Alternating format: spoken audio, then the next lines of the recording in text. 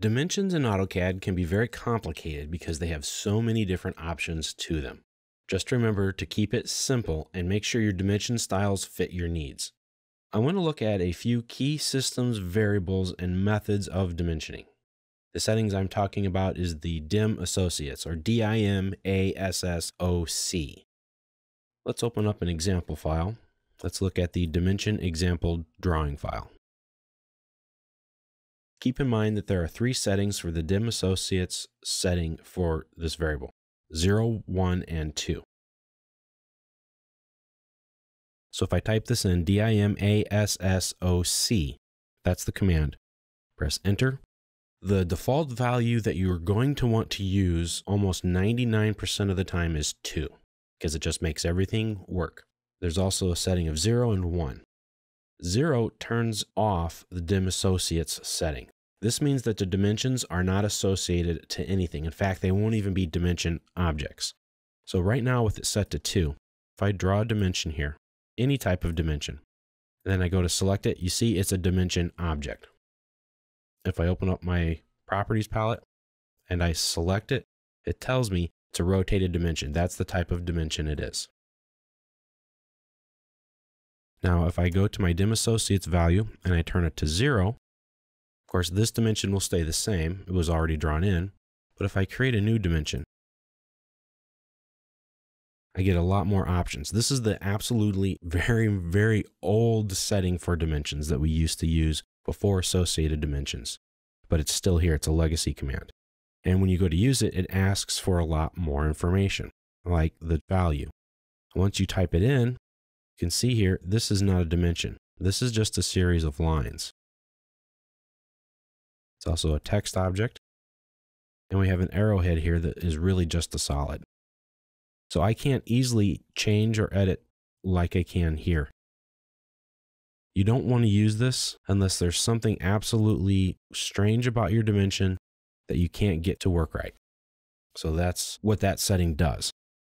Now, if you explode a dimension, that's kind of the same result. It just turns it into a bunch of lines, text, and solids. Now, there's a difference between setting 1 and setting 2. And a lot of times you'll find older files set up this way. That will be set to number 1. Now, number 1 turns them back into a dimension object. So now when I create this dimension, I select it, it's a dimension object. Same way as if I select the old one. I'm going to erase these to get this out of the way. But this is a setting that you need to use to manually set your scale. As you can see here, this dimension is 1.63 units.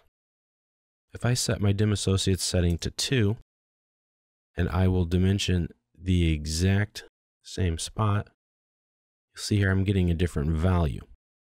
The dimension setting for 2 associates your dimension insert points to the object in model space that you pick while you're dimensioning in paper space.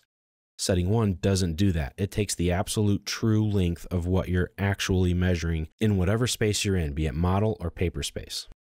So if I double click inside this viewport to activate it, and I change my DIM Associates setting to 1,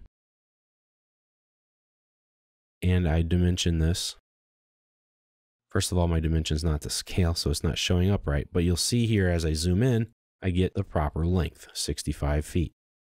Same as in here. Setting 2 allows you to work in paper space. It measures the true distance involved, not the viewport scaling. That means that you can make one dimension style regardless of the scales used. So if I'm using the DIM Associates setting of 1, in order for this to scale properly, I have to go into my style manager and I have to set up the scale of my drawing right here.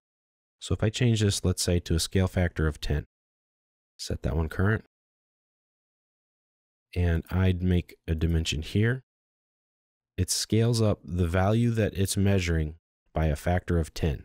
So you can see here, this is 1 to 1, this is 1 to 10, and this is a true value based on the viewport scale. This is easier. Setting 2 is easier because if I have multiple viewports at different scales, which you will often do, especially on architectural drawings or mechanical drawings, then I don't have to set that up. I can just go with it. Also, the setting of 2 works everywhere. It works in paper space, it works in model space. Some people prefer to dimension in model space, some people prefer to dimension in paper space, and sometimes you may have a need to do both.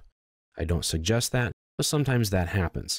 Setting it to 2 means there's less work for you to do. The settings of 0 and 1 are legacy settings that are still there because Autodesk never gets rid of old commands or systems variables. They kind of bury them deep in there, but they keep them in, and that's the legacy thing that you might come across from time to time, but just set it to 2 and everything will work fine. So if you get a drawing from somebody and it's not measuring properly when you do your dimensions, check that setting. Also check the setting in the dimension styles for the scale factor, see if that's doing something crazy, and you'll have to keep an eye on that if it's not looking right.